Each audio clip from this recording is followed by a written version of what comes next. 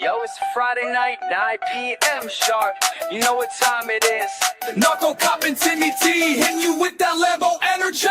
He's Mike by name, but the streets call NarcoCop. Used to bust dealers, now he's busting long shots. Retired badge, now he's bad with the bets.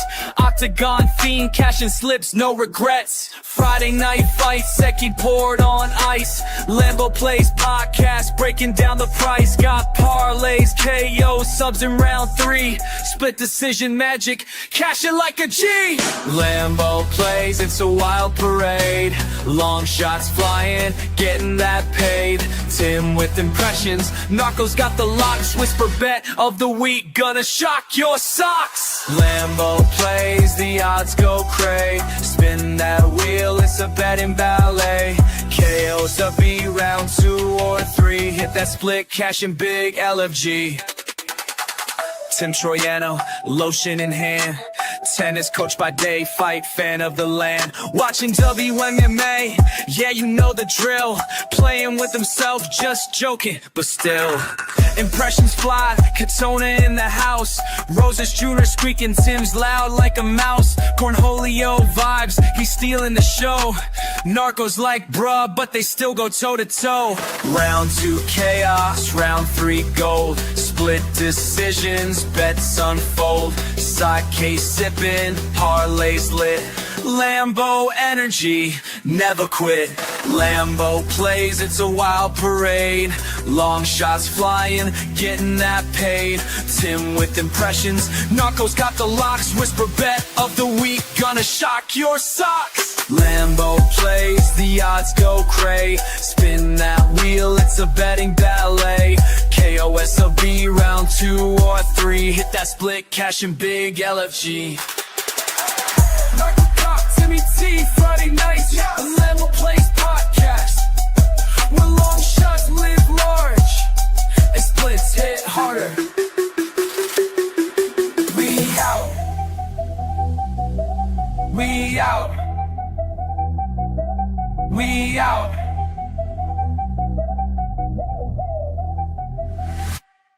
What's up, everybody, and welcome to NarcoCop MMA. This is the Lambo Plays podcast, episode 172 for UFC Vegas 117. It is Malkazil Costa versus Arnold Allen in the main event. We have 13 fight card. Some really, really good fights, actually, for a fight night, including the main event. I'm looking forward to this card. Hopefully, we see a good amount of violence here. It is the Apex. We are back at the Apex. So the Apex does bring us violence some of the time. But yeah, Timmy is here, not Cornholio. Tim, we're back again after a pay-per-view card last week. We hit some Lambos last week. Nothing special, but we're back at it this week. I like some big ones this week, man. I like some really big ones. I feel pretty good about some of these. I'm gonna go out on a limb and say I'm gonna hit 4 this week. What do you think? What are you feeling about this card as far as some big plus money props? Yeah, I have some big ones as well. I think that this is hopefully the Apex keeps delivering with the violence. If it doesn't, probably gonna get cooked. A lot of really like volatile fights. Yeah, I mean, I don't know if they're volatile. What do you mean by volatile? Like, you can go either way? Just fighters that you just can't really rely on. Some of these guys. Yeah. I agree with that. I mean, there's some sketchy fighters on this card, but at the end of the day, we're gonna try to find those props that we think have a little bit of still a little bit of squeeze on them, some juice. I mean, on them. But let me go over to chat. Shout out my chat. Dixon, Narco Tim, I've been practicing abstinence for the last week in preparation for the lotion fight of the year. Just the thought of Pollyanna and Alice semi-clothed in the cage makes me harder than Portland cement. This guy's unreal. Elijah Juan, let's effing go. Thank God it's Friday. Azure, thank you, NarcoCop and Tim. Hell of a combat sports weekend. Get the money. Let's effing go. Yeah, I mean, there's MVP this week. There's LFA going on today. There is a bunch of boxing. Yeah, there's a lot of stuff going on this weekend. including that MVP card. Daz says, is this where I can watch the MVP card? What time does it start? It's tomorrow. MVP is tomorrow. Zuffa Boxing, amazing last Sunday. 4 underdog cashes. Yeah, let's go. Kyle Larson, let's go. Let's catch some shit this weekend. Eric Will says, what's up? Mushroom is in the house as well. Jackie Blaine says, I'm anticipating the whisper. Please hit the like button until your finger has a blister for UFC 117. Let's cash. Nicole Cagliari has a great beep. MMA Tard, Big Narco, tricked out Tim. We doing big things in this weekend. Diaz 4-5, Ronda 1-2. DO7 says the Jurgens will be pumping at an extra rate nice and early in this card. Yeah, Tim has it ready. Frank Espinoza says, what's up, fellas? Glendale, Arizona in the house. Once again, cashed some big tickets last week. Hopefully we could do it again this week. Can't wait for your breakdown. I am also in Glendale, Arizona, so that makes 2 of us. Buster J, toughest card to call this year. Good luck calling these fights. I won't hold it against you guys. P.S. Love the show. Luis says, good morning from London. Good morning, my man, to you. Boogie Down, what's up as well? Joseph Curry says, let's find some good spots on this card. Yeah, hopefully we do. Matt A, good day from the Bay. I'm West Coastin. One hand on the money, one hand on the lotion. Damn, I'm supposed to rhyme it, man. What am I doing? Good day from the Bay. I'm West Coastin. One hand on the money and one hand on my lotion. All right, I got it. Craig Crowley, what's up, my man? Jewish Better in the house. Timmy, living a lie? Wait, what's going on, Timmy? Why are you living a lie? What's going on? Oh, Isaac Bulgarian in the house. Hey, Isaac, how's your bank statement? How's your bankroll doing here after that nice little loss you had? Unfortunate for you. You got your back taken and you got subbed. I mean, you fought hard. Narco, what the heck happened in a Buckley Brady fight last week? Yeah, I mean, you told those guys to go hit Buckley because Brady was hurt, and you were probably on the other side, huh? Good move by you there. Good move. I mean, you got a big plus money on Brady. What can we say? Rashid, there are a couple of good live spots on this card. All the best, everyone. Yeah, I think that's it. Tim? Yep. Starting here? Let's do it. First fight of the night. It is in the strawweight division. It is the 7-2 Shanna Bannon versus the 8-4 Nicole Cagliari. And these odds have gone up. Nicole Cagliari minus 290 with the comeback on Bannon is a plus. If this thing would open and load, probably plus 255, I would say. 245. All right. So she's plus 245. Cagliari up to 290. Talk to us. Yeah, this fight's interesting. Obviously, you have Cagliari, who has not gotten a win yet in the UFC, but there's a few big big points that kind of make me lean to her side in this fight. Number one, she's moving down to 115 for this fight. She's fought at 125 against really massive kind of girls that aren't necessarily easy to grapple in Judice and Ernesta. And this is kind of the opposite situation where Bannon can fall down if the wind blows hard enough. And her grappling to me is just very, very okay at best. And Cagliari is, I think, a solid grappler and pretty physical. You also can rely on Cagliari to go for tons of takedowns in fights where she knows she's got that's her edge, which is pretty much her every fight that she's in. That's where she feels like she's going to have an edge. So she's reliable to go for it. Has gas tank to be able to shoot 10 to 12 takedowns in a fight. Once she gets on top, she's not a lay and pray type of fighter either. She's got good ground and pound, good submissions. Bannon to me is just like, she's a take one's dough specialist. That's Taekwondo if you don't know the joke. But yeah, take one's dough is not really my favorite striking style. Just kicks, has very, very little power that's going to make Cagliari kind of worry in this fight. And I think Cagliari is going to win inside the distance. So, the safest play I think would be inside the distance, but I'm going to go that she cooks her late. Round 2 is a plus 1,000. Round 3 is plus 1,600. KO2 is plus 3,500.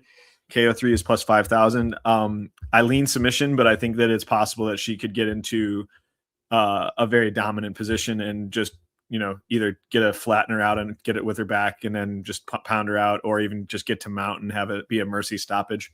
Again, lean submission, but I'm playing ITD as opposed to submission it's like plus 260 versus plus 400. So I'm not getting really greedy on that, seeing as I do think that the KO is possible here with ground and pound. Bannon was taking some serious ground and pound as well from Sam Hughes in that fight before she gave up the choke. So yeah, give me Caliari round 2, round 3, and hope that she gets it by a KO for the bigger numbers. All right. Round 2, round 3 for Tim for Caliari. Yeah, I mean, I'm pretty much in agreement with you on this fight. I don't like Shanna Bannon. I think she shouldn't be in the UFC. I think there's 2 wins that are extremely fraudulent, in my opinion. Alice Ardelean, I think she lost the fight when I watched it back. It was in England. She got the nod by split.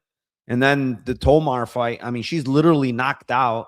Tomar lands a follow-up punch, wakes her up, and then right afterwards gets subbed, which is unfortunate for her. But, it's just a weird win. You know what I'm saying? You get dropped by Pooja Tomar, out of all people. She just hasn't looked good, especially when the competition has been ramped up just a little bit. And when I say ramped up, guys, I'm not talking about top 15 girls. I'm talking about, the Bruna Brazils of the world, the Sam Hughes of the world. They're not top 15 girls. And, Sam Hughes, yes, she's kind of physical, but Sam Hughes is mainly a striker, man. She'll cook you with her cardio, right? And pressure and pace.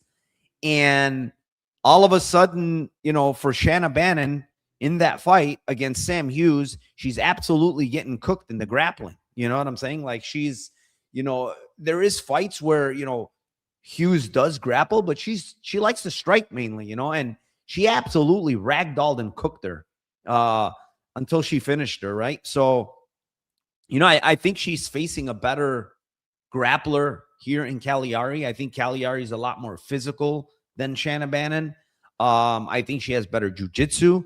I think actually she has better hands as well. I think the only thing Bannon has on her is the kicking game, right? The karate kicking game. But there's a couple of things here that are also important. Outside of Caliari dropping to 115 and actually looking at face-offs like the bigger, more thicker girl right here, as opposed to when she was at 125, she was smaller. The other couple of things that are important here is Caliari, and this is not even a joke, removing her breast implants because she wants to really focus on MMA, start winning. Maybe that was part of her trying to drop weight as well. I don't know. But it's obviously a good sign that this girl wants to fucking take fighting serious, right? The other thing that's important here is the fact that Shanna Bannon has not fought in outside of France and England, right? Her 4 fights in the UFC have all been out there, right? She's flying all the way to US now. First time fighting in a small cage as well. I think it's extremely important for a girl like Shanna Bannon, because Shanna Bannon needs every inch of that cage to move. That's what she does. She's circling, and she needs the space. So now fighting in the apex, it's going to feel like she's fighting in a tiny fucking 4x4 room, for her, because she loves to move. And I just think Caliari physicality, man, is going to play a big part in this game, in this fight. I think she throws harder. I think she has more power. I think she's more durable. I think she's the better grappler. I think she probably has better cardio. What aspect of MMA is Bannon better? I'm trying to figure it out. I'm looking at everything, intangibles, this, that. And the only thing I can find is her kicking game. Literally. So, yeah, I mean, it's getting up there. She's 290, and I feel like she probably should be a little bit upwards of 300, 320 even. And I know it's lower level WMA, but man, she's got some monster advantages against Bannon, in my opinion, on the mat. So I'm gonna go with Caliari by submission at plus 450. I know ITD is 350. Most of the books where I could bet it at, right, are 250, 275, except DraftKings has 350, I believe. It's probably not bad, like Tim said, to probably play ITD instead of sub for $1. You know, it's not like you're saving a ton. But for me, I just think it's going to be sub. It could be ground and pound, like you said. I just think she can sub her easy, man. She goes for them a lot, Caliari as well. But I agree with you. Take the 350. Don't get greedy. I'm just giving you my play. I think it's going to be sub here for Nicole Caliari. Let's move on, Tim. Second fight. It is in the men's flyweight division. It is the 17-7 Daniel Barez versus the 10-3 Luis Gurule. And currently, actually, Gurule is up to minus 155 with the comeback on Barez at plus 135. And I will go here. You know, Gurule has really came into the UFC and shit the bed. I mean, that's all I could say about Gurule, right? He came into the UFC.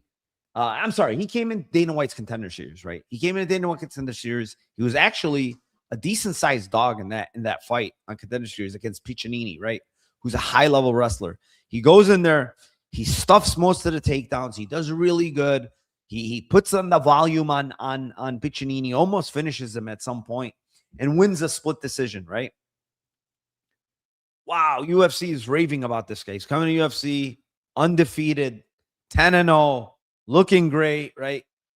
And he comes in, Tim, and he just pulls his pants down in the middle of the UFC cage and takes a big shit, because that's what he's done so far in his UFC career. You know, I'm trying to figure out what went wrong, honestly, why he's looked as bad as he looked. And to be honest with myself, because I thought he was going to come in and probably get some wins in the UFC. I'll be honest with you. I was totally wrong on the guy. But then when I go back and look and see his fights in Fury and how he really doesn't have much punching power, man. He doesn't. He's flat-footed. He's very, very slow for flyweight. That was the thing that stuck out most, right? When you go from the regional scene, right, you're fighting these regional guys that they're still flyweights, but they're just not as athletic or fast as some of these UFC flyweights. It really shows when he gets to the UFC, because he is so much fucking slower than it. I mean, Jesus Aguilar, for Christ's sake, looked faster than this guy in that fight, right? Jesus Aguilar, Tim, landed over 80 significant strikes. Prior to that, I don't think Aguilar's landed more than 40. How do you land 80-something strikes on Gurule? You know, he drops him with a jab in the fight. Extremely weird looking in that fight. I don't know what was wrong with him. And then he comes in against Correa and just is outmatched. He's outgunned. He's outmatched. He doesn't pressure a lot, or he tries to pressure, but it just doesn't work. He's facing a guy that's 37-year-old in Barez, right? He's up there for flyweight. But the crazy thing is, I think Barez is just a better fighter than him. Watching tape, he's faster than him. He's a better striker than him. He's probably better jiu-jitsu than him. The only thing I could say, a couple of things Gurule's better at is wrestling, for sure. I think he's probably a better wrestler. And cardio and probably durability, right? Those are the things that he's better than Barez at, right? But skill for skill in MMA, I think Barez is better, man.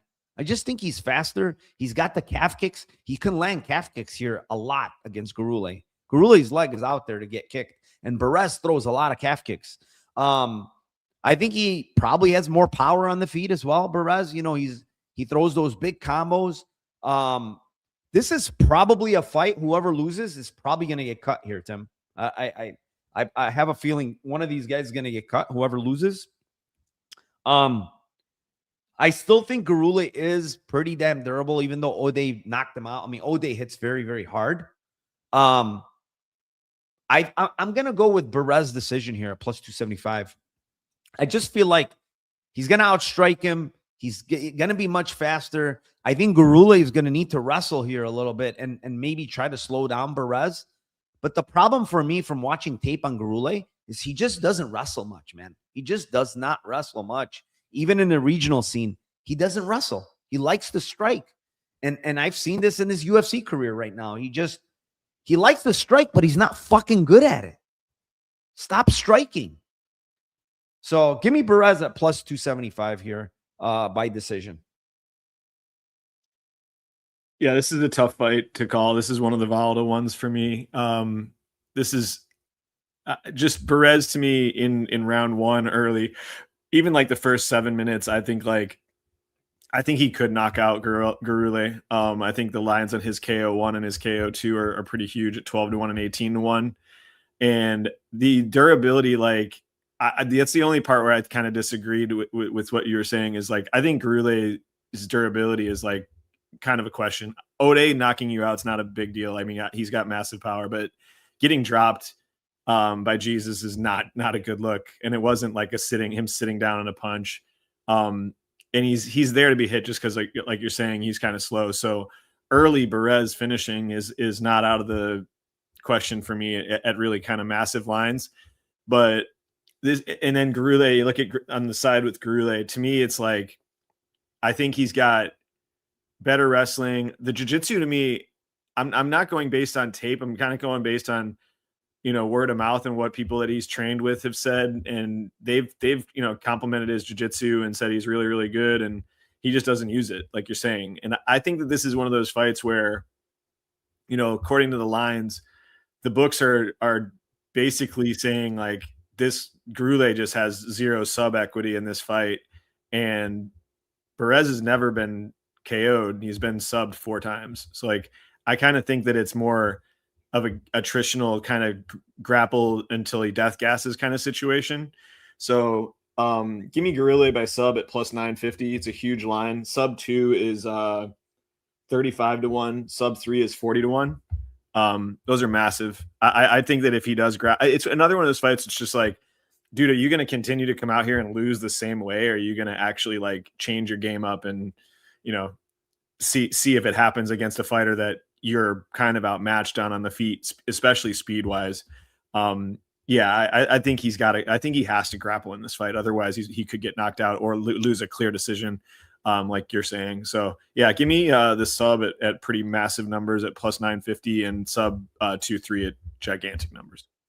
Yeah. I mean, you know what really bothers me about Gurule too is like, look at, for instance, the Ode Osborne fight, right? Like he goes into that fight against Ode Osborne and he does the right thing, right? He's pressuring in round 1. He goes for the takedown, gets a huge slam takedown, right?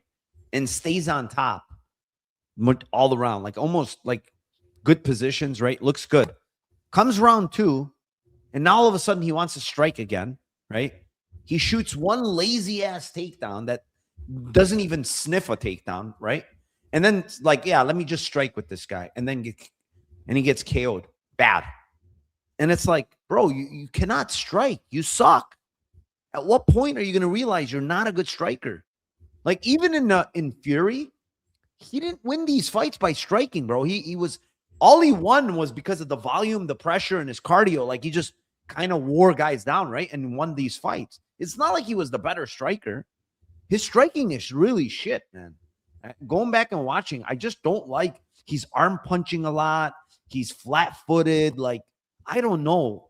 I don't know why he's hellbent on fucking on striking a lot. Like, you're obviously a good wrestler. Like Piccinini couldn't hold you and take you down much. You actually took him down at some point. You're a very good wrestler. Why don't you wrestle? Or maybe this could be the other story, is that he might gas if he wrestles a lot. I don't know offensively. But if you look at the Piccinini fight, there's so much fucking wrestling. Yeah, he was fine in that fight. Yeah. So what's the deal then? If anything, he outlasted Piccinini in that fight. Okay, so why don't you fucking wrestle against a guy like Aguilar? I think he's done. I think it's fight IQ. Jesus can get taken down by me and you. He likes it. He goes for a guillotine. and he didn't wrestle. So yeah, this guy is I don't know. Maybe it's the fight IQ. Maybe it's I don't know what the fuck it is, to be honest. But let's move on here. Next fight. It is in the women's strawweight division. It is the 13-8 Polyana Viana versus the 11-7 Alice Ardelean. And currently Ardelean minus 205 with the comeback on Viana at plus 175. So this line hasn't changed him. It's stuck right there. And I'm going to give this off to you with a full bottle of lotion. Yep. This is the lotion fight right here, man. This is one of the Hall of Fame Mount Rushmore lotion fighters. Polyana's on the Mount Rushmore for me for MMA, for WMMA here. So, yeah, to me, I don't know, man. It's kind of like, do I want to get behind Polyana in this? Do I want to get behind Polyana? Yes, that's the question. But do I want to get behind her in a betting perspective? It's kind of tough.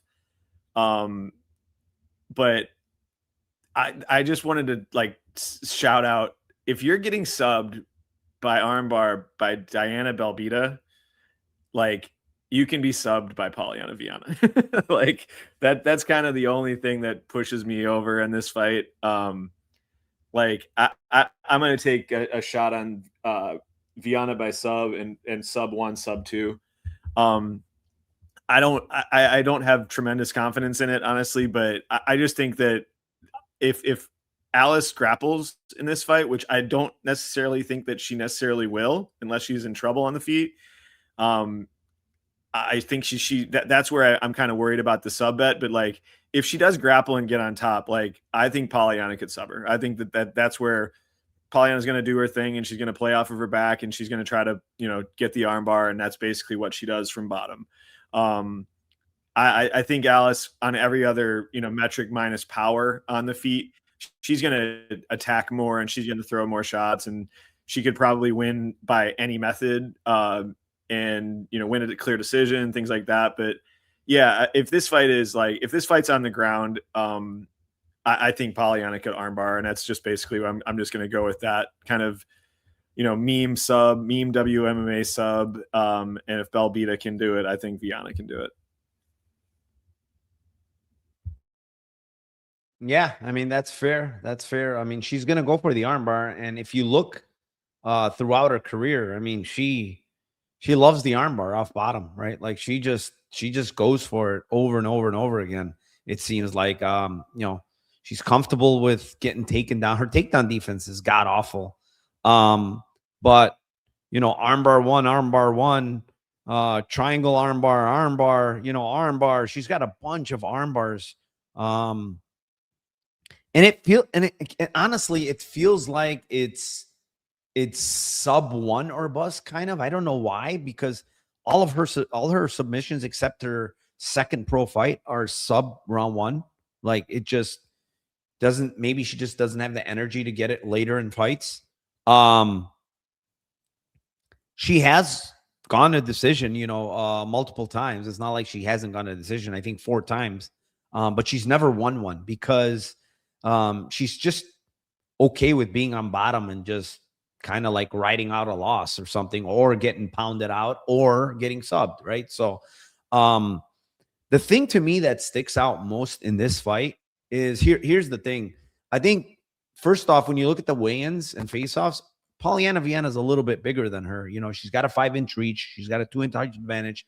I think she's pretty good, clean striking, in my opinion. Like she has a nice straight right hand. But from what I've seen on tape, one thing that's kind of stuck out to me with Polyana Viana is that if you pressure her and push her back, I think you can be very successful with her. I think, it's one of those things where if you do that to her, I think you can pace her. You can get her tired, and you can land on her too. Defensively, she's not great.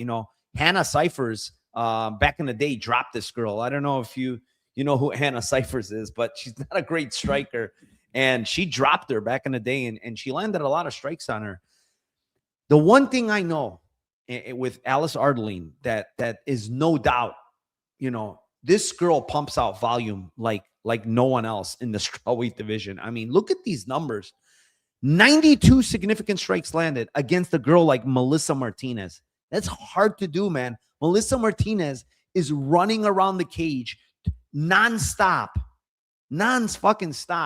for the entire 15 minutes, right? 154 significant strikes against Rian dos Santos. 138 against Montserrat Ruiz, right? She just throws a ton of volume, man. And in a smaller cage, Tim, she's going to throw a lot of volume. And if you go look at Rian dos Santos' face after that fight, she did not look like the same person. She fucked her up bad. And Rian dos Santos is very hard to KO. I don't think she's ever been KO'd. Maybe once, long time ago, but she's very hard to KO. I think that Alice Ardelean has improved. I know people shit on this girl. I think she's improved, honestly. Her striking is looking better and better. She's more physical. She's in better shape, you know, and her pace and pressure is really, really good for this division, right? I'm going to go with sub 2-3 here, Tim. I mean, I'm sorry, sub 2-3. Rounds 2 and 3 at plus 1,300 and plus 1,900 on Alice Ardelean. And I got my whisper bet of the week, Tim. It is Alice Ardelean by KO in round 2, plus 3,000. KO round 3, plus 4,000. I like that spot a lot. I'm telling you, I think she can pound her to submission in a sense here. If she lands what she landed on the last two girls, I don't think Polyana Viana is going to be there, honestly. Like, because Montserrat Ruiz, you could say whatever you want about her. She as tough as they come. Do you remember that fight where she was getting destroyed on the mat and she wouldn't give up? Same thing with Dos Santos, super tough. Viana is like, we don't even know if she's all in with MMA anymore. You think she's going to want to take that beating for 15 minutes? She might find the door, honestly, later in this fight. So, yeah, I'm going KO 2-3 with my whisper bet at plus 3,000, plus 4,000. Huge spot here on Ardelean. And I honestly like her side. I don't, you know, yes, can Viana land something big on her too and on the feet and stuff? And can she get an arm bar? Sure. But Ardelean just looks more physical to me. She's got better volume. She's just a fighter that's more all in with MMA, in my opinion. That's improving as well. So I'm gonna take Alice Ardelean here, late round props and the KO late. Let's move on. Next fight. It is in the middleweight division. It is the 11-9-1 Cody Brundage versus the 13-5 Andre Petroski. And currently we are looking at Petroski being a minus 155 favorite. The comeback on Brundage at plus 135. So this line's getting nuked, Tim. It is absolutely getting nuked. People are betting Cody Brundage, and they do not believe that Andre Petroski is worthy of a minus 200 tag here. And I kind of agree. Like, he probably shouldn't have been minus 200, like knowing Petroski and the things that he's done in his career. Like, you know, he's the only guy in the UFC history to get knocked out by a hip, right? He's the only guy in UFC history to, I don't know how he got knocked out against Rouston last fight, or he ate like a punch. He got hurt. He got on bottom. I didn't even see what Rouston hit him with on top, and he just shelled up. Like, he just said, "I give up," basically, right? He didn't even try. That's the thing with Petroski's, man. We just don't know which Petroski. Are we gonna get the Edmund Shabazian Petroski who ate everything and kept coming, or are we gonna get the guy that ran into a hip? Which Petroski are we getting here? Now, I listened to his interviews, and it seems like he's bouncing all over the place training. He's at Marquez MMA. He's in fucking Charlotte training with Brian Battle. He's over here. He's over there. I don't know what the deal is, right? He looked in great shape, whatever. He made weight, looked in great shape. He said that he's fallen in love with his hands lately, and he's seemingly wanting to strike in every fight. That's what he said on two different interviews I listened to. And I sort of agree with him because why the hell are you not grappling Cam Ralston? What stopped you from grappling Cam Ralston? Why are you striking? Right? So now he's saying he is going back to wrestling and jiu-jitsu. That's what he said. And he was very adamant about it in his interview. I think he is. I think he is. But here's the thing. I don't think he's going to have a lot of success early taking Cody Brundage down. I don't think he's easy to take down when fresh. I do think that later in the fight, he's going to be getting takedowns. And probably Brundage is not going to get up. I'm going to go with Petroski sub. I believe him. I think he's going to go to the grappling. I think he's going to want to make a point. I think he has better jiu-jitsu than Cody Brundage. I think, he's the better overall grappler in general. So I'm going to go with the plus 300 Andre Petroski sub. But listen, I'm not very confident in this fight at all. Like, I cannot. You talked about trust. There's no way you could trust any of these guys. Yeah, how could you be confident in this fight? It's not possible. Yeah, I'm on the same one. I like the sub, and I like the sub 2-3. This is if he's gonna wrestle, I think that this is massive edge for him as Cody gets tired in the fight. And then if you're on Cody, I think it's KO1, KO2. Those are pretty big lines. It's like plus 750, plus 1100. I think that knockout for him is just really tough for me to see a Cody decision here. But it's more if Petroski could last and take his shots and not have success grappling. But yeah, I ended up on the same one, but it was like me literally flipping a coin and saying, all right, let's just go with this one. I have no confidence in this fight. Yeah, I mean, how could you be confident in this fight, honestly? Like, it's Jekyll and Hyde on each side. Like, who's Jekyll and who's Hyde? We don't freaking know. It's just it's the same thing with Petroski. Like, he's so inconsistent.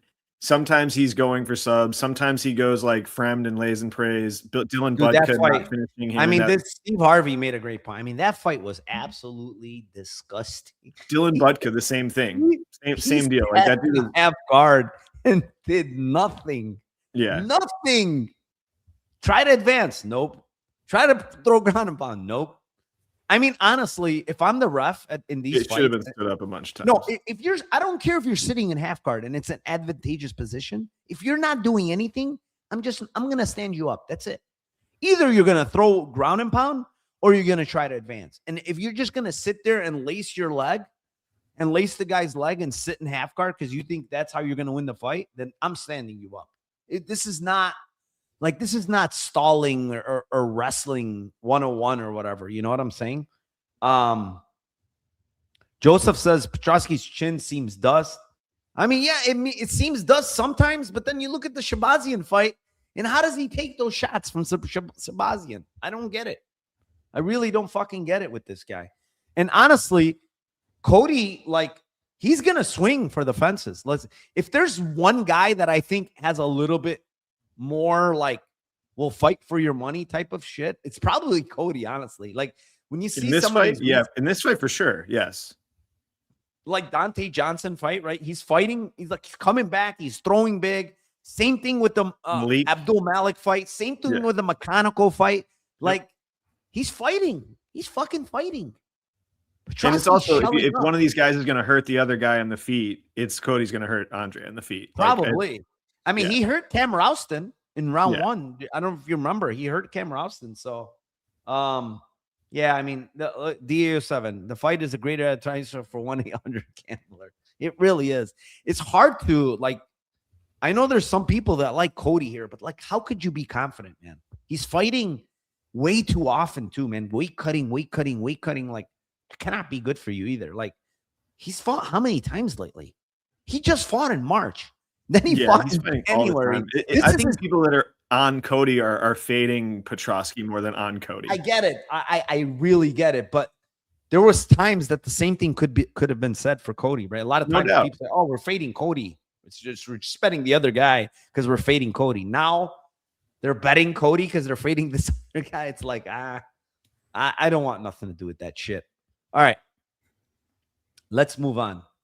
Next fight. It is in the women's bantamweight division. It is the 15-5 Ketlen Vieira versus the 10-1 Jacqueline Cavalcanti. And currently, Cavalcanti is a little bit down here to minus 150 to come back on Vieira at plus 130. Tim, another women's MMA fight for you. You're on fire today. 3 for 3. Well, I'm going to continue this epic run of submission bets here on Ketlen Vieira by submission at plus 1,200. I don't hate the Ketlen by split either in this fight at plus 650, but I'm going to go with the sub. We have not seen Cavalcanti in any situations really grappling, minus the Cornholio taking her down and getting the mount against her and not knowing what to do with the mount.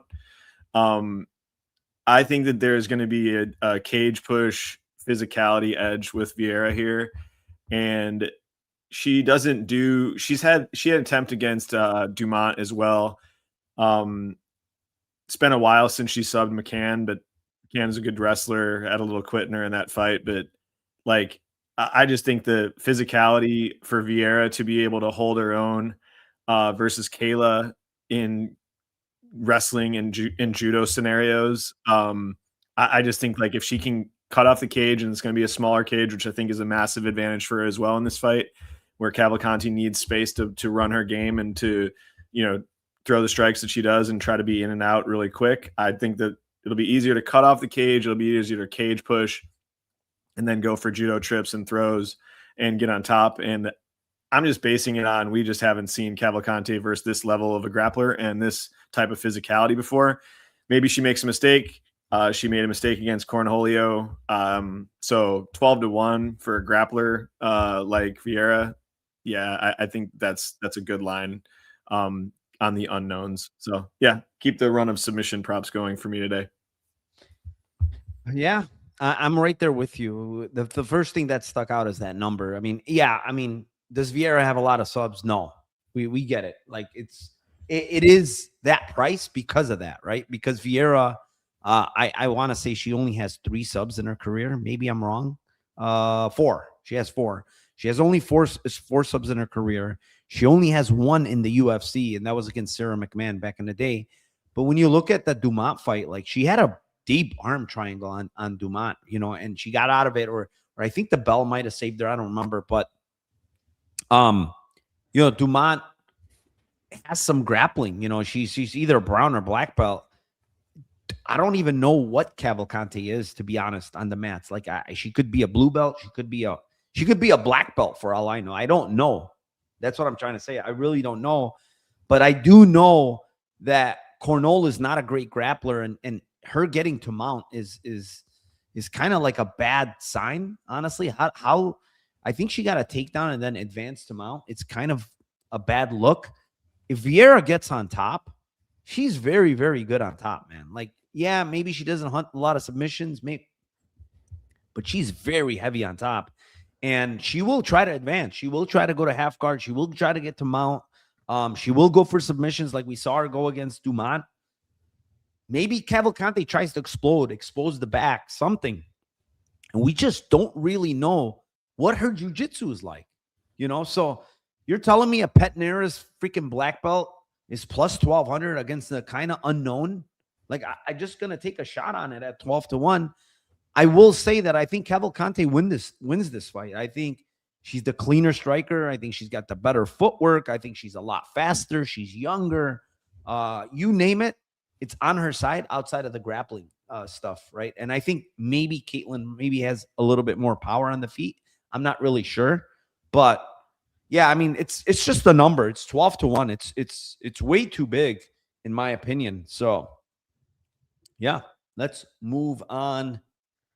The next fight, it is in the lightweight division. It is the 7-0 Artur Minev versus the 11-0 Tommy Gantt. And currently Gantt all the way down to minus 175 with the comeback on Minev at plus 150. Tim, they are hitting Minev now all the way down to plus 150. At one point, this line had ballooned to 300, upwards of 300. And a lot of money has been coming in on Minev. Took this fight on very short notice, 3-4 days short notice.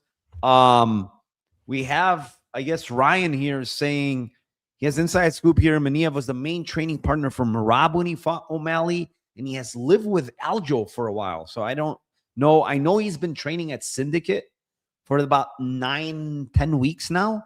That is a fact. He used to train my hometown before moving to Vegas. Guys who have trained with him are incredibly high on him. I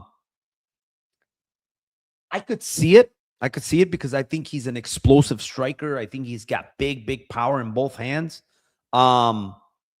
He is built like a kind of like a tank, short, stocky for the division. I mean, when you look at him, he's kind of small for lightweight as far as height, reach, right? 5'9", only 5'9", 70-inch reach. So he's going to be a little bit smaller in the division, but he makes up for it for his build. He's really thick built guy.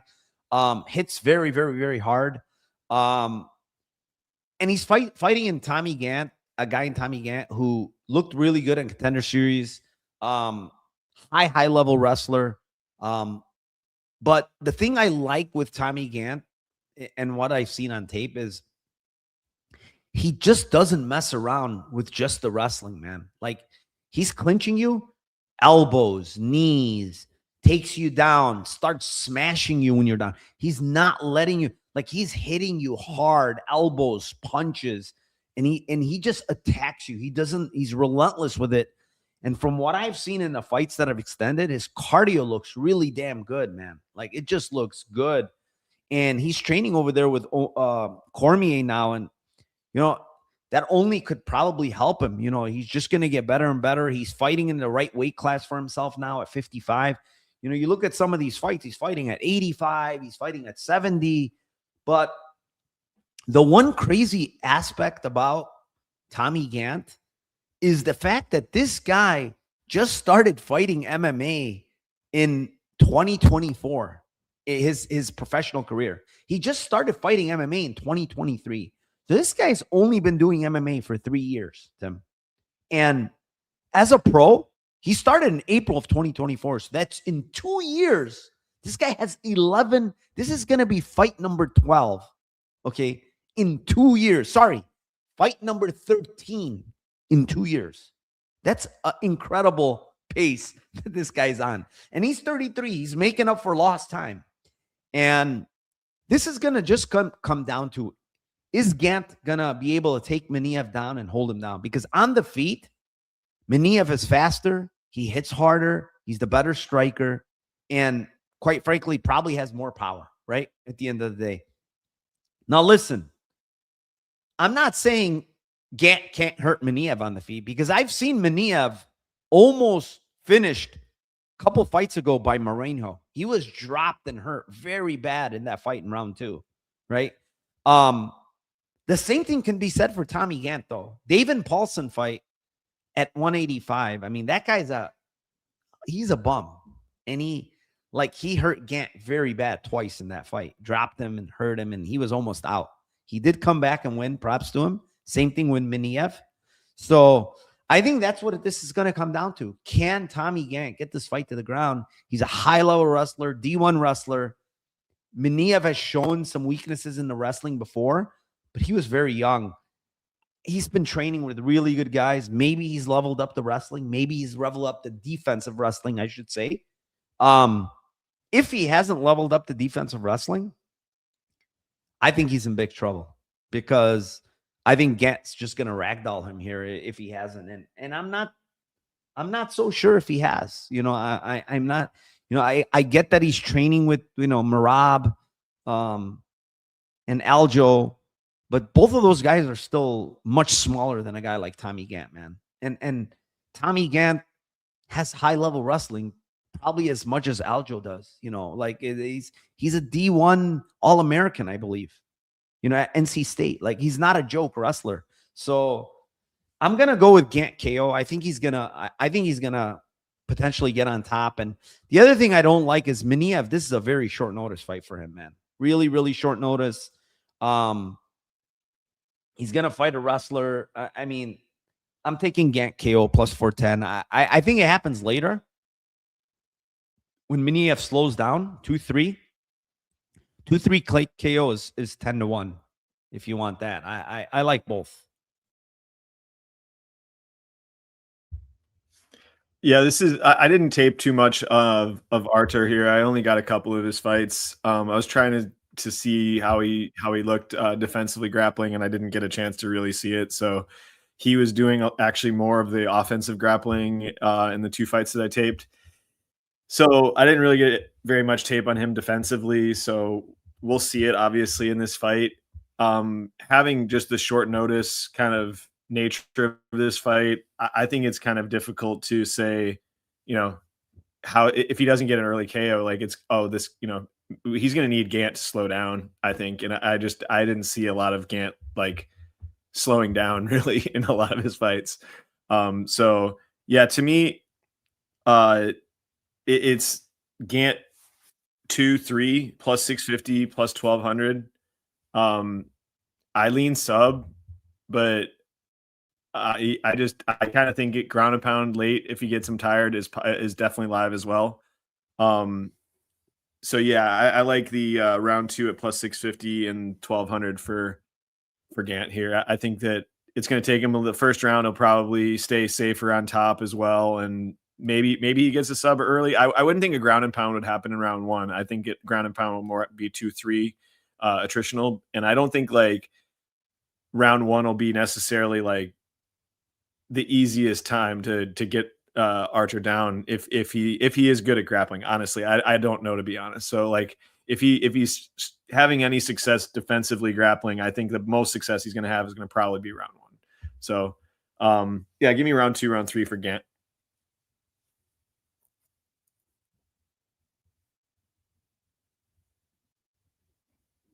I'm sorry. You're probably right. It could be sub. I just kind of feel like Minev, like he's probably good with submission defense, just knowing that, he's at syndicate and stuff like that. But maybe he's not, maybe just Tommy just breaks him, right? And then Yeah, the easiest path is submission when you break people, and it's like, okay. It's the same thing. Like his ground and pound is nasty. So it's like I just think these guys just will start to turn. Dude, this is so funny. Ryan gave us the inside info, but he bet on Gantt. He says he has Gantt sub. That is a new one.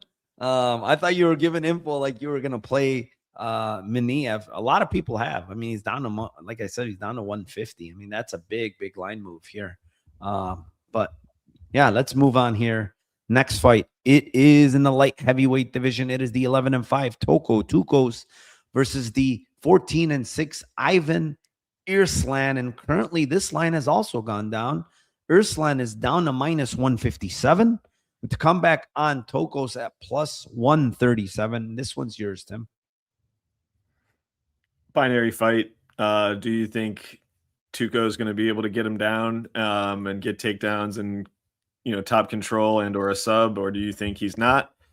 And if you don't think he is, I just don't think he's winning a striking fight for 15 minutes or for a lot of time at all here with Erslan. I think Erslan's a much better striker, much more processed, more dangerous. And then just watching the tape on Erslan, like if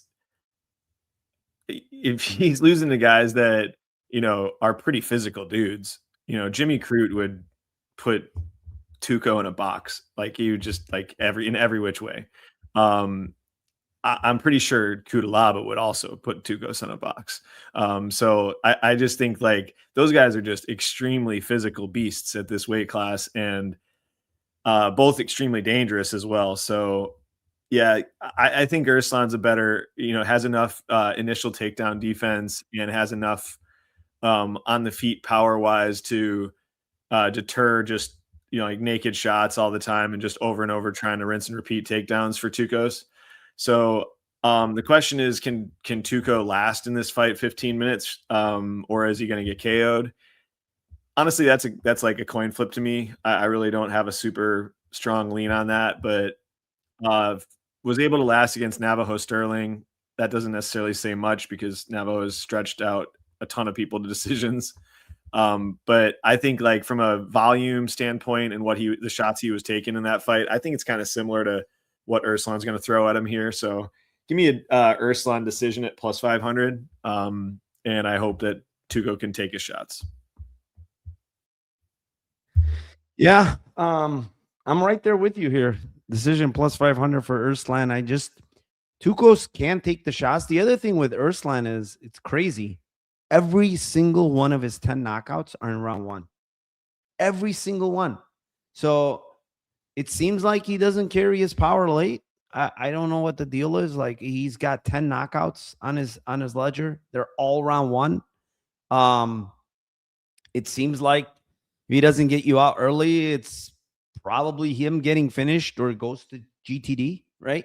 I think he could stuff takedowns, honestly, here. I don't think that he's out of the realm of stuffing takedowns against Tukos. I don't think Tukos is the best wrestler. He's shown against Cutelaba he could stuff takedowns. He can get up. He actually had top 10 against Cutelaba, which was not bad. So, yeah, I just think it's going to be interesting to me because this fight is just one of those where Tukos is not really skilled, but the one thing he's decent at is wrestling, and he'll keep going to it, and he's tough.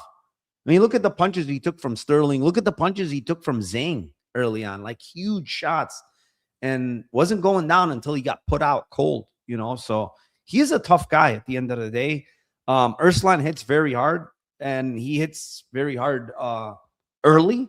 Like it seems like. I mean, he's probably hurts hard every round, but his power probably goes away a little bit. That's why I kind of think this fight probably goes to decision. Maybe both guys are a bit tired at the end there, but give me Erslan decision at plus 500 here as well. Let's move on. Next fight. It is in the welterweight division. It is this 14-7 Nikolai Veretennikov versus the 15-5 Chaos Williams, and currently Williams minus 112 with the comeback on Veretennikov at minus 108. So basically a pick 'em here. I will go first here. I think this is a close fight, to be honest. Like I'm going back and forth. Obviously, Veretennikov is the more technical striker.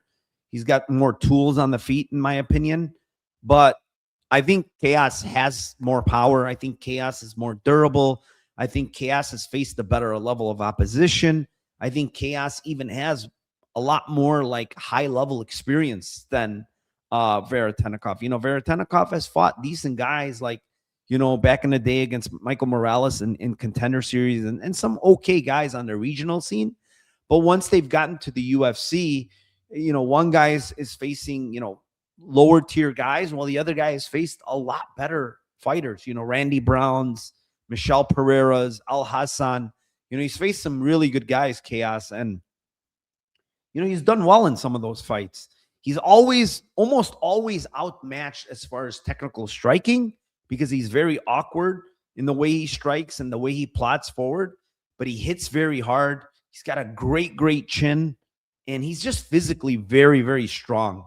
I think this fight is going to play close, in my opinion, very close. Close enough that I like the split decision here at 6-1. I think this fight ends in split 6-1. I lean Veretennikov after doing more tape. At first, I was Chaos Williams, but I lean more Veretennikov after doing more tape. I just think he's going to be a little bit cleaner. He's going to get out of the way a little bit better. He's got better defense than Chaos Williams. His decision is 3.5-1, but I went with split at 6-1. Yeah, I had the Nikolai Veretennikov. Bad buzzing, Tim. Tom, the buzz. You're good now. Okay.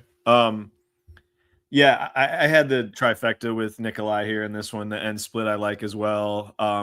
Both these guys just fight really, really close in striking battles. I think Nikolai is better in the clinch. Power, edge to Chaos, volume. Neither one of these guys is like really high volume fighter at all. So yeah, it's kind of tough to see who's gonna be winning the bigger, the volume battle, or who's going to be winning the moments. I think if it's in the clinch and closer in the clinch, I think Nikolai is more dangerous there. Obviously, Chaos has massive power that deters a lot of guys from throwing massive volume in his way. So Yeah, really close fight. I lean the decision for Nikolai plus 340 and split 6-1. Nikolai split 9-1. I'm kind of seeing this exactly the same way that you are. Like, I think if somebody's knocking someone out, I would lean Chaos has more finishing upside in this fight. But yeah, both these guys are getting the fight that they want. I think that they're getting a guy that's not going to grapple. Nobody's going to be shooting takedowns, and they're going to get the fight that they want. So, obviously, I think it's a good matchmaking in this fight. Yeah, I mean it is good matchmaking. I think we'll see. Both guys are like teetering in their careers. Nothing special. They gave Veretennikov a layup in Nico Price. They haven't really given Cass Williams any layups. So we'll see. Yeah, it's going to be a very, very interesting fight here. Let's move on, Tim. Next fight. It is in the bantamweight division. It is the 10-3 Timmy Cuamba versus the 12-3 Bernardo Sopaj. And this one is also, I mean, these lines are all moving. Currently, Sopaj all the way down to minus 125 with the comeback on Cuamba at plus 105. So this was another one that the line is moving, and it's moving down for Bernardo Sopaj. Tim, this one's yours. Yeah, I have to be honest on this fight and the next two fights. I'm not super confident at all on what what I think is going to happen. This fight to me is like I lean early rounds Sopaj and late rounds, like round 1 I think Sopaj wins, round 3 I think Timmy wins, and who wins in round 2 is going to be who wins the fight. I also initially I was leaning that I thought Sopaj has more of the grappling edge in this fight, but then I don't know. It's like the size for Cuamba coming down.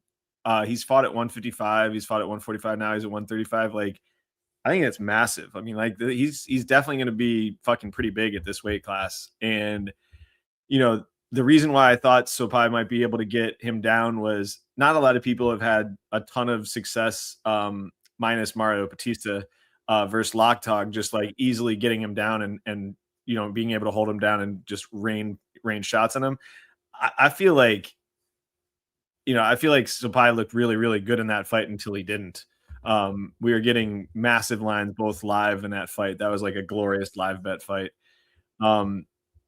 So yeah, I mean, to me, there's some like just massive lines on Cuamba by submission here. I can't get to it, but I just have to shout him out. I know Jewish Better and I were talking about him on X and DMs. Like, he's like 90-1 on sub 3 and his 25-1 by him by submission. I couldn't get to it. It's a massive line, so I'm wishing him luck on it. But I ended up going Sopaj by decision plus 170 and end split at plus 350 because I've been struggling to see who I think is going to win this one. And I think it goes at a pretty high clip. And I do think it's early success Sopaj, late success for Cuamba, which kind of sets up for that split type decision. So end split plus 350. I do lean Sopaj by decision as kind of my favorite play at plus 170. Not a great line, but that's slight lean on that one. How about you? I'm interested to hear what you got to say on this one. Yeah, I mean, it's a close fight, man. I went back and forth on this fight, and the line now is basically close to pick 'em. I sort of lean Sopaj just because I think he has more power, a little bit more power. I think he's a little bit more, I guess, explosive than Timmy Cuamba, in my opinion. But the thing is, it's like Timmy Cuamba is very well-rounded. He can wrestle, he can strike. I do think he holds a speed advantage and a slight cardio edge here. I don't think it's like huge, honestly. Watching Bernardo Sopaj, I don't think he's like the worst cardio. Like it may be a little bit questionable, but like Timmy Cuamba, is he gonna push like some incredible pace here? Like, no, I don't think so. Yeah. So the Oliveira fight, you can't count that, man. Like he killed Oliveira like 3 times, almost finished him, went for it. Short notice as well. People forget short notice. And then, he gassed later in the fight and ate a flying knee. Like, hold that against him. I mean, how many people does Oliveira do that to? He comes on against a lot of guys. And so really hold that against him too much. The other fight where he gassed was his last one. He was breathing kind of heavy. He was a little tired in that fight, but guy like what the hell is his name? The last guy he fought, Ricky Tercios. Ricky Tercios. He's like a weirdo, man. He fights all weird and he's nonstop coming forward, trying to grapple, throwing all weird strikes. So his pace is a little different than Cuamba's. Cuamba's more technical. Cuamba did look a lot longer than Bernardo Sopaj at faceoffs, and he is. He's 3-inch height, 5-inch reach, so that's pretty damn big, especially when it's striker versus striker. But yeah, I agree with you. I'm gonna go with split here, 4-1. I just don't know which way to go. I have a feeling this fight goes to decision at a pretty decent clip. And I lean Sopaj to win, but I think it's very, very close. Who do you think has the grappling edge? I think Sopaj might be a little bit more explosive early. I don't think he's going to have success later, though, against Cuamba. Like, I think maybe early he gets a takedown, but I don't know if he's going to hold Cuamba down. I'm just not sure, because Cuamba has good wrestling, man. I said this. I bet him against Chang Ho Lee because of that aspect. Yep. Because I thought that he's going to be able to stuff takedowns, and he might. And I called it in that fight. I took Tumi Cuamba by sub. I think it's 35-1. He had his back and almost subbed him in that fight. So he's well rounded. That's the thing with him. So yeah, I mean, the other thing you have to remember, man, Cuamba was fighting he fought at 55 against Oki. 55. And took Oki shots, then fought at 45 against Almeida and got dropped like 3 times and survived, right? So, yeah, I had Almeida points that fight. That was glorious. Oh, my God. That was sweaty. That was sweaty. All right. It was like 5-1. That was great. Let's move on. Fight number 10 or 9. It is in the light heavyweight division. It is the 8-4 Christian Edwards versus the 19-7 Modestas Bukauskas, and currently Bukauskas is down a little bit, -305, with the comeback on Edwards at +255. I will go here first. This one's hard because Edwards coming in on very short notice, right? It's a catch weight of 215. It's not really light heavyweight because of Edwards. I didn't really see much training from Edwards on his social media, so I don't really know. He has fought at heavyweight before, believe it or not. But Bukauskas, he has looked a lot better in this second stint. Krylov fight. I had Krylov there, and it was a pretty close fight up until the knockout, right? Like, it was 1-1 going into round 3, and I think Krylov was winning that fight, honestly, but he knocked him out at the end. It was a pretty bad knockout because he knocked him down and then he punched him and he face planted. I don't really expect that from Edwards. Edwards is more of a grappler. He more is a guy like tries to cage push and maybe take you down type of guy. I don't know how much he can do that here, because Bukauskas has shown good takedown defense. He really has. He's shown he's improved that quite a bit. He's shown that he's gotten a lot more stronger. He's gotten a lot better shape. His cardio looks pretty damn good. I don't think he loses this fight, honestly, Christian Edwards. Edwards has to get on top. I don't know if he can. I'm going Bukauskas decision +210. I know it's a little scary with Edwards, but I think he's going to be able to cage push a little, waste a lot of time with that kind of nonsense, similar to Luke Fernandez fight. So I'm going to go with decision on Bukauskas +210 here. What do you have? Yeah, I had just round 3 and decision +850 and +210. Like, just I have no confidence in this fight. Christian Edwards Yeah. kind of sucks, and we don't know where he's at, and he could be just completely off the couch in this fight. So yeah, no. I was gonna pass. I don't really like. I gotta say one thing. I don't really like how he looks either. Like when in the striking, like he looks scared to get hit. I just, he's very, very iffy to me. And losing the big tuna will do that to you. yeah, I know that's been like a talk of the town this whole week about losing to big tuna. Look at, I mean, give the guy a break. Come on, the guy, he got knocked out. Whatever, it could happen to anybody. I mean, he did. You know, he fought decently against Luke Fernandez, and he just beat an undefeated guy. You know, he went to decision against Grant Neal. So it's like, it's fine. I mean, it is what it is. Anybody can get caught. He got caught by big tuna. Yeah, I mean, there's not much to say about this fight. Let's move on, not waste time. Next one, it is in the bantamweight division. It is the 15-1-1 Juan Diaz versus the 10-1 Malcolm Wellmaker. And this is another one that's moved down a little bit. Wellmaker's minus 250 with the comeback on Juan Diaz at plus 210. And this one's yours. This is an interesting fight. I mean, I think Juan would be like, you have him style as a striker. I thought he was pretty well-rounded. He grapples in a bunch of fights, gets takedowns. His jiu-jitsu isn't terrible. And the thing that really gets me to the play that I'm going to go with, which is Wellmaker by KO, is just Diaz just is too hittable and he's too slow. And I think there's a massive speed and athleticism advantage here for Wellmaker.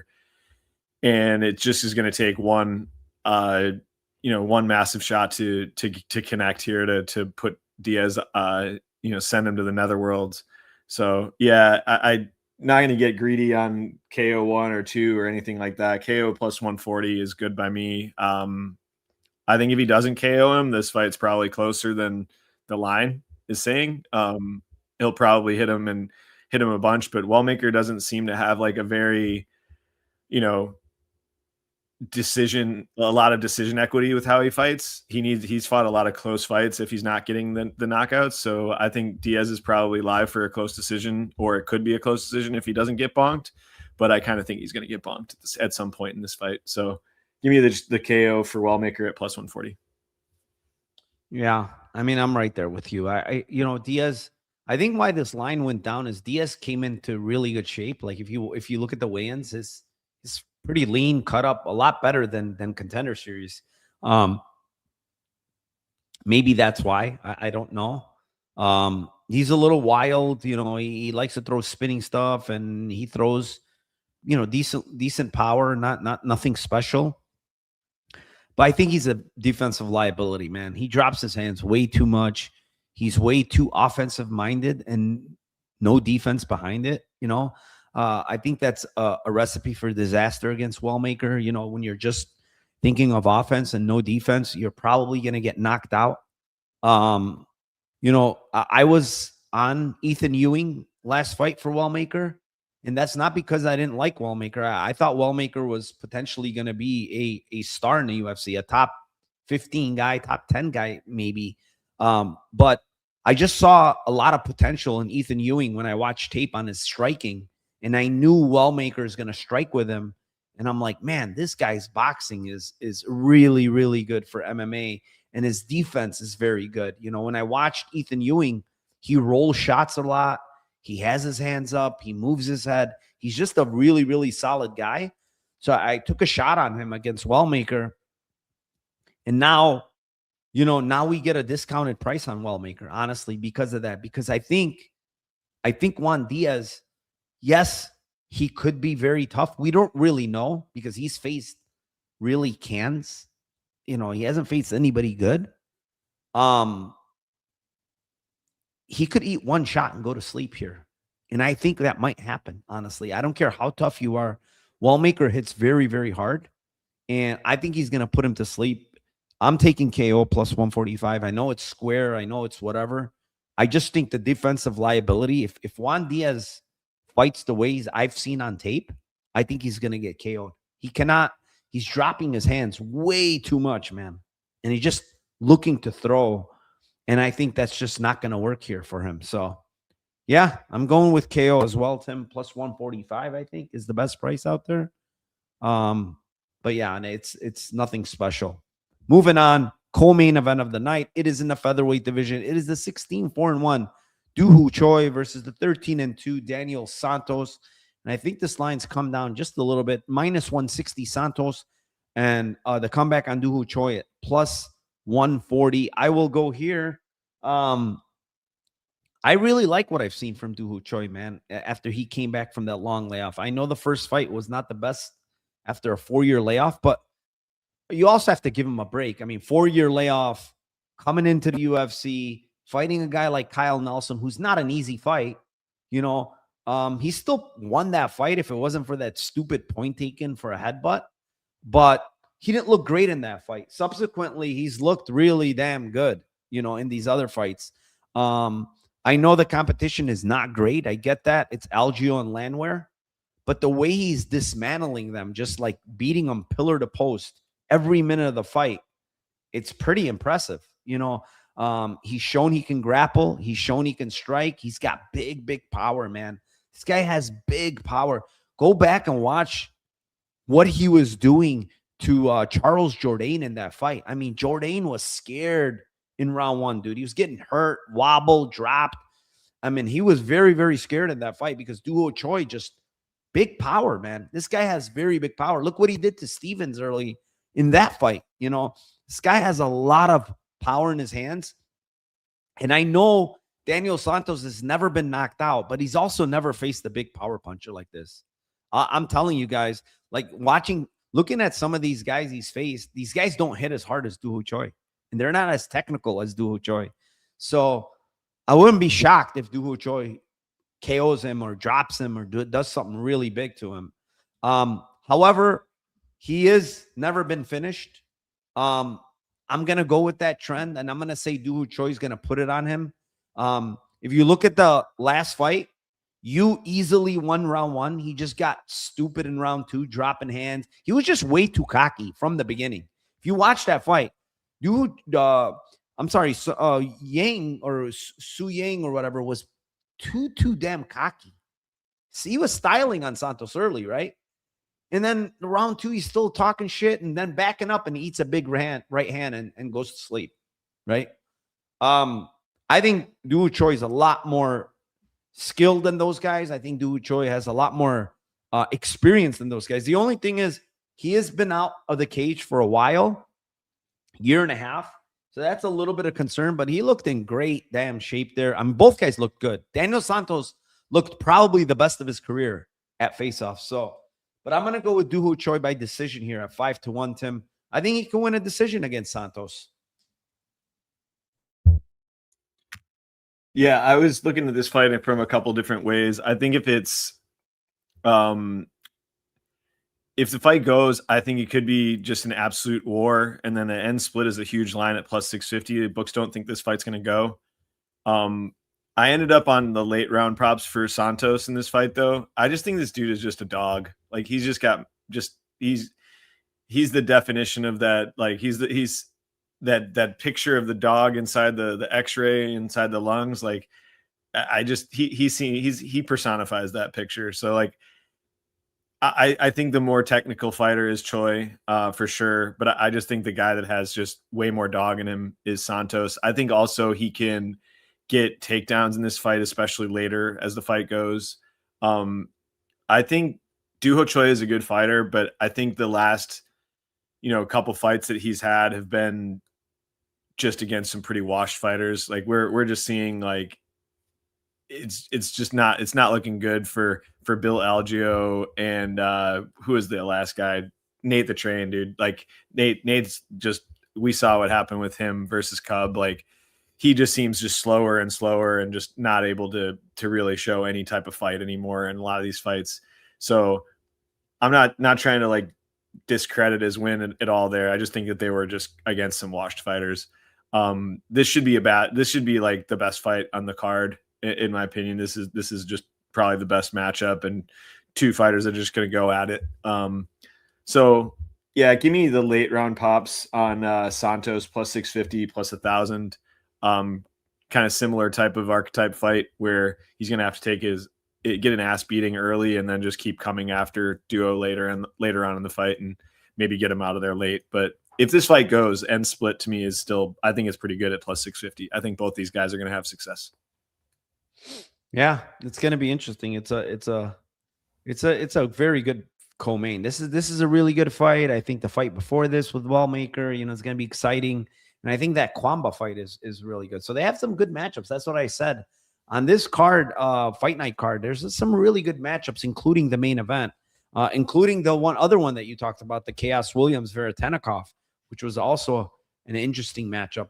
So there's some good matchups on this. No Lambo parlays this week, right? If we don't get over the 50 on the how many do we have? There's 34, dude. What?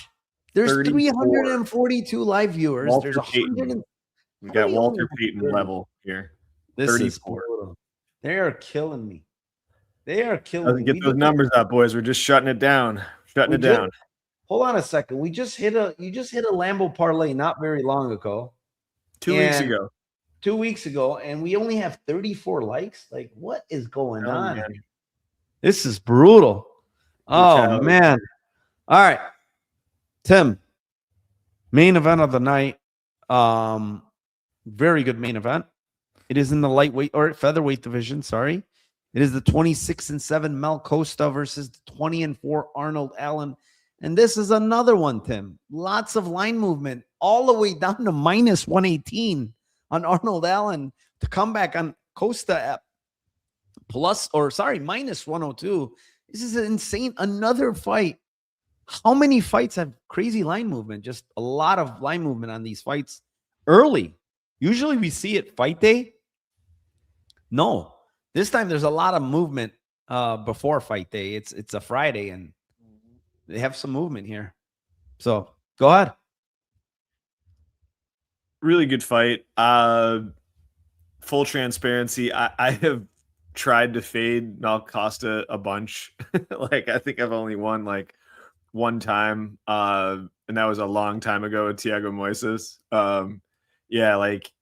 Actually, no, Steve, I got him as well with Garcia. But that's a long time ago. This guy's been kicking my ass the last few fights. I just think that Costa's he's proven to be better than I thought he was, for sure. The Christian Rodriguez fight, I was just way off on how that fight was going to go.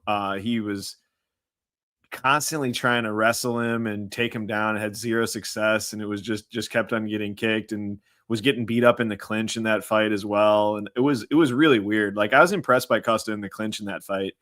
But yeah, I was just surprised by the tactics. And then round 3, when he doesn't go for them and he just strikes with them, Rodriguez was kind of beating his ass. So it was the interesting fight. Missed the call on that one, but then you get Costa versus Danny Ige, spinning kick, versus Charrier, spinning kick.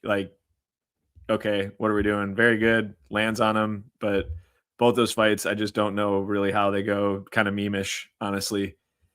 So I haven't done well calling this dude's fights and trying to fade him. Arnold Allen, usually been against him, but he's been first gig I had him, but I just usually am not betting against him because he's usually just outmatched pretty bad. Thought he did well in round 1 versus Silva. Took some pretty big shots. Round 2 and 3, he was starting to get cooked. I think if that fight was 5 rounds, he was going to get finished. Yeah, pretty much just a striker here, different styles. And I think if you say which one of these guys has better wrestling or physicality, I would lean Allen. I think durability, I would lean Allen. Cardio, I would lean Allen. So I get this slight edge for him money line wise. I ended up on late round props for Allen, round 4, round 5, and decision, plus 2,200, plus 2,500, plus 180. I haven't liked the way the round 3s have looked for Costa. He even against Arosa, he was losing round 3. Like he just seems to slow down a decent amount in round 3. So now he's going to get his first 5-round fight. We'll see how he does. Yeah, I think it's probably a late finish or a decision here for Allen. Yeah, I mean, I'm right there with you with Costa. Like, I've been trying to fade this guy forever, and he just keeps burning me. I didn't fade him last time against Ige. I'm like, this is probably not a good matchup to fade him with. Ige a little bit shorter. I'm like, Costa's probably going to be able to kick him. And I didn't think he was going to knock him out, I'll tell you that. And then sure enough, he knocks out Ige. Ige's never been knocked out, and the spinning back kick right to the face knocks him out. I played, honestly, I played Charrier against him, and he head kicked him into oblivion. Here we are again, and it's Arnold Allen, and it's a better fighter. It's a guy that's way more experienced, that's fought at a way higher level. He's fought 5 rounds before. He's fought the best of the best. He's only lost to the absolute best lately, man. Look at these losses, man. I mean, arguably, those are the top. All 3 guys are in the top 5, and not even arguably. It's John Silva, Movsar Evloev, they all Max are Holloway. top 3. Not arguably. Those are the top 3 guys in the division. Yep. And that's all he's lost to. All 3 guys by decision. Evloev was competitive. Gene Silva was competitive. Holloway was the only one that wasn't very competitive because Holloway it was still competitive. He won round 5 actually against Holloway in that fight. You go back a little bit, and yeah, there's some fights that he's looked a little sketchy. Sadiq Youssef, was kind of getting beat up a little bit in that fight on the feet, but he landed the big shots to hurt Sadiq and take rounds. And then the Calvin Cater one is not very big, and now he gets to fight a guy like Costa. I think what's important here, very important in my opinion, it's that the fact that it's southpaw versus southpaw. And I think that kind of takes away the head kicks, the body kicks for Mel Costa. I mean, his biggest weapon is that back leg. Not really going to be able to use it to throw a head kick or a body kick, because it's southpaw versus southpaw. Maybe he can land leg kicks, calf kicks, but so could Allen, From what I've seen from Costa in round 3s, he hasn't looked great, man. Like against good fighters, decent fighters. A Rosa pressure fighter, he was gassing in round 3. Rodriguez lost round 3, looked kind of bad in round 3. Arnold Allen is a pressure fighter. Arnold Allen has shown a really good chin. Arnold Allen, a guy that's never been finished. I know we've said that before, and Mel Costa's finished guys, but this is a guy who's never been finished. This is a guy that's still kind of in his prime at 32, man. I don't think he's bad. Like, just watching back that Silva fight, it was a close fight. It was 1-1 going into round 3, and then Silva just won it on bigger shots. But Silva is an absolute savage, man. Silva's a savage. I don't think that's Costa, Costa's improved his hands. I still think Arnold has the better hands. I still think Arnold probably is the better striker here. I think Arnold's the better wrestler here. So it's like, he's got better cardio. Minus 133. Or I'm sorry, minus 118 now. It's getting really low. But anyways, it's round 3, 4, 5 for me. I've seen enough from Costa where I have to play 19-1, 22-1, and 25-1. Like, it's a must bet just because Costa, I've seen gas, and I think Arnold Allen will be on the front foot here. He will be pressuring. I think he should actually mix in wrestling here. Just get Costa tired a little bit, Look at the Rodriguez fight. Look at how tired he was in round 3. Look at how easy the takedowns came for Rodriguez in round 3. So, 3, 4, 5, 19, 22, and 25-1. That wraps it up. All 13 fights. UFC Vegas 117. Lambo parlay time. You want me to go first? Yes, sir. Go ahead. All right.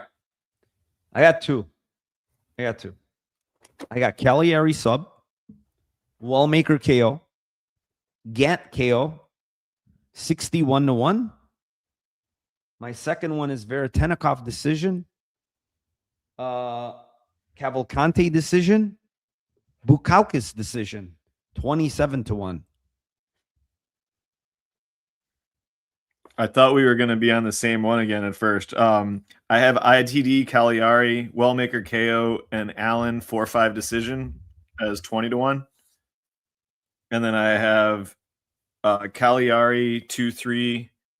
And I don't know if I'm going to do Gantt or Santos 2-3. Which one should I do?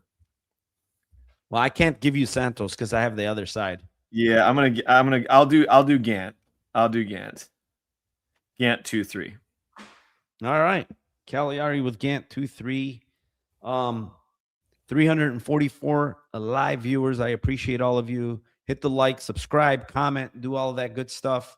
I also put out a full card breakdown if you want to go check that out on my YouTube channel for this card. That's just breaking down the fights with just the picks, no Lambos, nothing like that. Discord is down below. There's a free link where you could get to the free aspect of the Discord. It's just a general chat there and my free picks. One free pick, per week. And then the full Discord access is $25 a month. Up over 40 units this year. Got some boxing bets. We have I have some MVP bets, and I also have some UFC bets. So appreciate each and every one of you. Good luck tomorrow on all your bets, whether it's MVP, whether it's boxing, whether it's all combat sports, KSW, Octagon. Tim, got anything else? No, sir. Let's fucking cash these tickets, brother. All right, let's cash these tickets for UFC Vegas 117.